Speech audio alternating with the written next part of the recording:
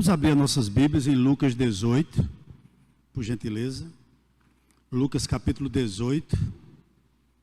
Nós vamos do verso 1 até o verso 8. Lucas capítulo 18, verso 1 ao verso 8. Palavra que veio ao meu coração, para que a gente pudesse compartilhar aqui com os irmãos na noite de hoje. Todos encontraram? Amém? A palavra do Senhor diz assim: Jesus lhes contou uma parábola para mostrar que deviam orar sempre e nunca desanimar. Em certa cidade havia um juiz que não temia a Deus, nem respeitava ninguém. Havia também naquela mesma cidade uma viúva, que sempre o procurava dizendo: julga a minha causa contra o meu adversário. Por algum tempo ele não a quis atender, mas depois pensou assim: é bem verdade que eu não temo a Deus, nem respeito ninguém. Porém, como esta viúva fica me incomodando, vou julgar a sua causa, para não acontecer que, por fim, venha a molestar-me. Versículo 6. Então o Senhor disse: ouça bem o que diz esse juiz iníquo. Será que Deus não fará justiça aos seus escolhidos, que a Ele clamam dia e noite, embora pareça demorado em defendê-los? Digo a vocês que depressa lhes fará justiça. Contudo, quando o Filho do Homem vier, será que ainda encontrará fé sobre a terra? Vamos orar um pouco mais? Senhor, aqui está a Tua palavra, Senhor. E nessa noite nós te pedimos que Tu derrame graça sobre nós, para ouvirmos a Tua voz nessa noite e entendermos que é o Senhor falando ao nosso coração. Aquece nosso coração nessa noite, Senhor. Ilumina a nossa mente e faça com que, ó Deus, tudo que nós estamos fazendo aqui, louve e engrandeça o Teu nome, Senhor. Recebe nossas orações, nossos louvores, mas agora fala conosco através da Tua palavra, Pai. É isso que nós oramos e já te pedimos em nome de Jesus. Amém. Meus irmãos, esse texto me veio à mente hoje pela manhã. Pensei um pouquinho sobre ele para que a gente pudesse refletir de uma forma breve aqui na noite de hoje. E a oração, eu entendo que ela é a maneira que nós temos de respirar o ar puro do céu. É através da oração que nós fazemos isso. Um comentarista chamado J.C. Ryle, ele diz o seguinte: o cristianismo autêntico começa e floresce na prática da oração, ou decai com a falta dela. Isso é uma grande verdade. Tanto essa parábola, que nós vamos meditar aqui brevemente, a do juiz iníquo, quanto a segunda parábola do fariseu e do publicano, elas nas realidades estão estreitamente interligadas. Nessa parábola aqui, na parábola do juiz iníquo, nós aprendemos que a oração, ela deve ser perseverante.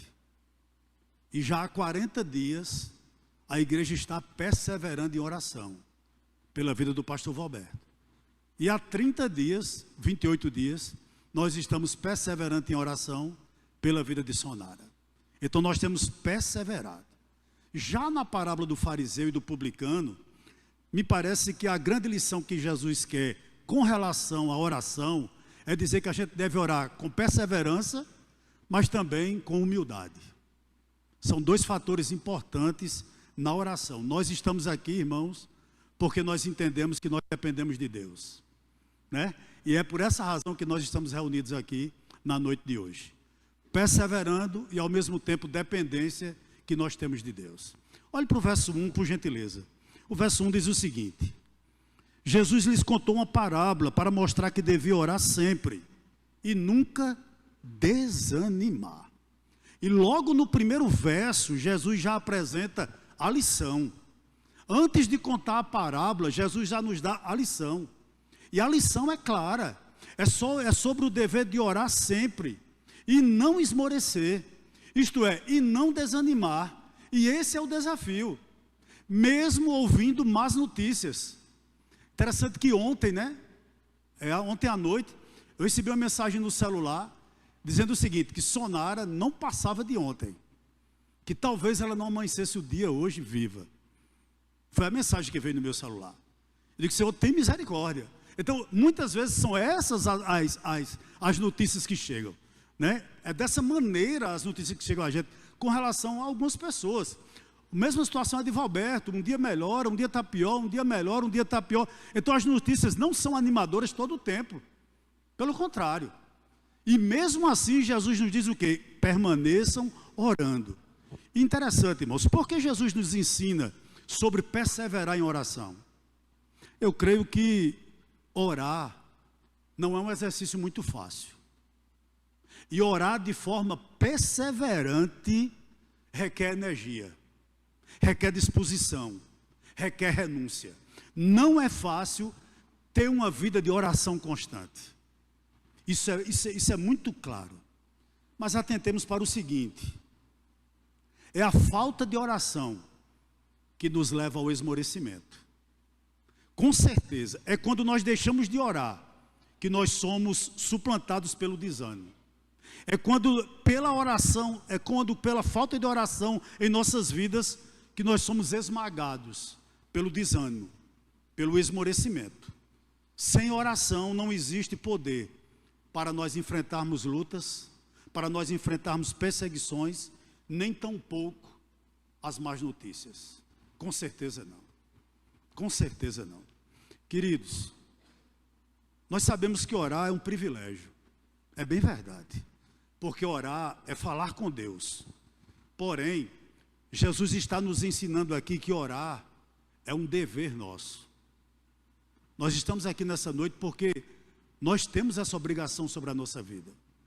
Mas não só isso. Se nós deixássemos de orar pela vida do pastor Valberto, pela vida de Sonara, pela vida dos demais enfermos, nós estávamos cometendo pecado de omissão. E nós estamos aqui porque nós entendemos que orar é um dever de cada um de nós. Louvado seja Deus por isso. Verso 2 ao verso 6. Vamos lá? A palavra do Senhor diz o seguinte. E aqui ele começa a contar a parábola. Em certa cidade havia um juiz que não temia a Deus, nem respeitava ninguém. Havia também naquela mesma cidade uma viúva que sempre o procurava dizendo: julga a minha causa contra o meu adversário. Por algum tempo ele não a quis atender. Mas depois pensou assim: é bem verdade que eu não temo a Deus, nem respeito ninguém. Porém, como esta viúva fica me incomodando, vou julgar a sua causa, para não acontecer que, por fim, venha molestar-me. Então o Senhor disse: ouça bem o que diz este juiz. Vamos parar um pouquinho aqui. Nesses versos, do verso 2 ao verso 6, fica claro para mim um contraste muito grande entre essa viúva e os escolhidos. Isso é muito claro aqui. E por que eu digo isso, que há um contraste aqui? Veja bem, essa viúva, ela era uma mulher desprotegida. Essa viúva, ela era uma mulher indefesa. Essa viúva, querido, ela não possuía nenhum protetor natural. Ninguém se importava com essa mulher. E mais, se não bastasse isso, ela não conhecia o juiz. Ela não conhecia o juiz. Não existe por parte do juiz, nenhum respeito para com ela. Além disso, ela não conseguia sequer ter acesso ao tribunal. Veja que desprezo dessa mulher. O que é que Jesus quer nos ensinar com esse contraste aqui? Que nós não somos assim. Nós somos diferentes dessa viúva. E por que eu digo isso? A viúva, além de tudo, ela era anônima. Ela era alguém desconhecida. Além de ser desprotegidas. Mas nós, os escolhidos, nós somos filhos de Deus. Os irmãos estão compreendendo? Nós somos filhos de Deus. A ponto de João, no seu Evangelho, capítulo 1, verso 12, escreveu o seguinte: mas a todos quanto receberam, deu-lhes o poder de serem feitos filhos de Deus, a saber, aos que creem no seu nome. O nosso nome, queridos, está arrolado no livro da vida. E como se não bastasse isso, a viúva não tinha acesso ao juiz. Não é o nosso caso. Nós temos livre acesso a Deus. por intermédio de Cristo Jesus. Nós temos, irmãos, um canal direto com o Todo-Poderoso, através da pessoa bendita do Senhor Jesus Cristo. Outro detalhe, essa viúva, ela não tinha amigo algum no tribunal, mas nós temos. Quem? Um advogado, justo e fiel. O nome dele é quem? Jesus Cristo, o justo. Veja que diferença, irmãos, enorme entre nós e essa viúva. E mais, essa viúva não tinha sequer uma garantia alguma da promessa desse juiz em atender a sua causa, nenhuma. Queridos, todos nós que somos escolhidos, que somos crentes, que somos salvos, nós temos as promessas das Escrituras. Centenas de promessas nas Escrituras que Deus fez a nós, como por exemplo, eu vou citar apenas uma, que eu gosto bastante. Salmo 34, verso 6. Clamou este aflito, e o Senhor o ouviu, e o livrou de todas as suas angústias. Louvado seja o nome do Senhor por isso. Mas tem mais outro detalhe aqui interessante, que eu gostaria de destacar. A viúva, ela dirigiu-se a um tribunal, mesmo sem ter acesso. Mas nós não vamos a um tribunal, nós vamos ao trono da graça. Que diferença enorme. E olha o que acontece quando nós vamos a ele. Por favor aí, pastor Wellington, por gentileza. Hebreus capítulo 4, para a gente ler, do verso 14 até o verso 16. Olha bem onde a gente vai. Hebreus 4, 14 ao 16. O 14 diz o seguinte: tendo, pois, Jesus, o Filho de Deus, como grande sumo sacerdote, que adentrou os céus, conservemos firmes a nossa confissão, porque não temos um sumo sacerdote que não possa se compadecer das nossas fraquezas. Pelo contrário, ele foi tentado em todas as coisas, a nossa semelhança, mas sem pecado. Fechando agora com o verso 16. Portanto, aproximemo-nos do trono da graça com confiança, a fim de recebermos o quê? Misericórdia, encontrarmos graça para ajuda em momento oportuno. É nesse trono que nós estamos, irmãos, na realidade, entrando nessa maneira através de Cristo. Nós estamos buscando recurso nele. Louvado seja o nome do Senhor. Verso 7, a gente já está partindo para o final. O texto sagrado diz o seguinte: será que Deus não fará justiça aos seus escolhidos, que a ele clamam dia e noite, embora pareça demorado em defendê-los? Meus irmãos, a oração que nós estamos fazendo aqui é um pedido dos filhos de Deus a um Deus justo. Deus é totalmente contrário a esse juiz iníquo, né? Nós estamos pedindo a alguém que é justo. É exatamente isso aqui que Jesus quer nos ensinar. E mais uma vez aqui o contraste é claro entre o juiz e Deus. Claro, esse juiz era um arrogante, o juiz dessa parábola. Esse juiz era uma pessoa egoísta. Esse juiz não temia a Deus. Ele não tinha consideração, ou seja, respeito por absolutamente ninguém, nem sequer pela justiça. Sentimentos como compaixão, como misericórdia, como ternura, como bondade, eram completamente estranhos a esse homem. Isso não acontece com o nosso Deus, irmãos. Não acontece com o nosso Deus. Esse juiz só atendeu a viúva por amor a si mesmo, porque nem amor à justiça ele tinha. Ele só atendeu essa viúva por amor a si próprio, e com certeza para se livrar dela. Nosso Deus não é assim. Nosso Deus, a palavra de Deus diz em 2 Coríntios 1:3, que Ele é o Pai de misericórdia e o Deus de toda compaixão. Louvado seja o nosso Deus por isso. E mais, Ele deleita-se em ouvir nossa voz e nos socorre em nossas necessidades. E agora me vem o texto, o Salmo 116, só o verso 1, quando o salmista diz o seguinte: amo o Senhor, porque Ele ouve a minha voz e as minhas súplicas. Esse é o nosso Deus. Contudo, irmãos, deixa eu lhe fazer uma confissão aqui. Eu meditando nesse texto, a parte B desse verso 7, irmãos, como falou comigo. Eu chamo a sua atenção para ele. Quando o texto sagrado diz o seguinte: embora pareça demorado em defendê-los. Como essa palavra, irmãos, ficou na minha mente, eu meditando nesse texto. Demorado. Por que eu digo isso?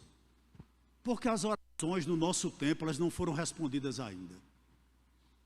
São 40 dias com Valber. São quase 30 dias com Sonara. E eu fiquei me questionando: Senhor, por que ainda não? Entre aspas, por que a demora de Deus? Por que a demora de Deus? Eu comecei, irmãos, a pensar sobre isso. Mas eu gostaria de lhe dizer uma coisa aqui nessa noite. A demora de Deus, entre aspas, não é prova de insensibilidade da parte dele. Não. Mas da sua sábia e generosa providência. Sabe o que eu estou querendo dizer aqui na noite de hoje? A demora de Deus não significa que é um indeferimento do nosso clamor. Mas eu pensava sobre isso, e eu acho que essa é a pergunta que tem que ser feita nessa noite. O que Deus quer nos ensinar diante desses quadros? O que Deus quer ensinar à família de Valberto? Eu não sei. O que Deus quer ensinar à família de Sonara? Eu não sei. Quem sabe, irmãos, eu pensando sobre isso, o que Deus quer ensinar à família dos irmãos, o que Deus quer ensinar aos amigos dos irmãos, o que Deus quer ensinar às nossas igrejas, o que Deus quer ensinar com isso tudo? Será que Deus requer de nós uma fé mais perseverante? Será que Deus está requerendo de nós valorizarmos mais as coisas eternas? Será que Deus requer de nós, irmãos, termos outras prioridades? Eu não sei o que Deus quer nos ensinar. Mas a aparente demora de Deus, entre aspas, com certeza, irmãos, Deus está querendo nos ensinar alguma coisa. Todo esse período aí que nós temos orado, tem lições a serem tiradas por todos nós. Quais são? Quais são? Interessante que quando Deus demora, é porque com certeza Ele está preparando algo melhor e algo maior, que hoje possivelmente ainda nós não entendemos, mas que nós teremos a resposta daqui a alguns dias, possivelmente. Vamos terminar? Versículo 8 e a gente termina aqui. O texto do verso 8 diz o seguinte: digo a vocês que depressa lhes fará justiça. Contudo, quando o Filho do Homem vier, será que ainda encontrará fé sobre a terra? Se você for familiarizado com o Evangelho de Lucas, você vai ver que Jesus, quando ele conta essa parábola, ele havia falado no capítulo imediatamente anterior, nos versos anteriores, sobre a sua segunda vinda. E uma coisa que Jesus destaca no capítulo 17 de Lucas, ele nos alerta do seguinte: que entre a sua primeira e a sua segunda vinda, nós precisamos orar sempre e não esmorecer. Por quê? Porque à medida que a história caminha para a sua consumação, as pessoas, irmãos, se tornarão mais desatentas às coisas espirituais. E Jesus diz precisamente do verso 26 ao verso 30, que a nossa geração iria se assemelhar muito à geração de Noé e à geração de Ló. Está lá no verso 26 ao 30 do capítulo 17 de Lucas. Então eu acho que hoje, com base nesse verso 8, a gente poderia fazer um autoexame. Como está a nossa vida de oração? Mas também, como está a nossa fé? Como está a nossa fé? Duas perguntas aqui para a gente encerrar. Por que nós estamos aqui hoje para orar? Eu creio que por uma ordem do Senhor, por amar as pessoas que estão aqui sendo alvos de nossa oração. Eu creio que porque nós necessitamos de um milagre, nós não somos tolos. Sonara precisa de um milagre, Valberto precisa de uma ação divina, seu Gilvan lá no campo de Angola precisa de um milagre na vida dele, E nós estamos aqui porque ainda nós cremos no milagre. Não é verdade? Terceira razão, porque nós somos intercessores. E o intercessor, ele é alguém que ele escuta o clamor da terra, mas ele busca o recurso no céu. Interceder é sentir empatia pelas pessoas. Nós estamos aqui por isso.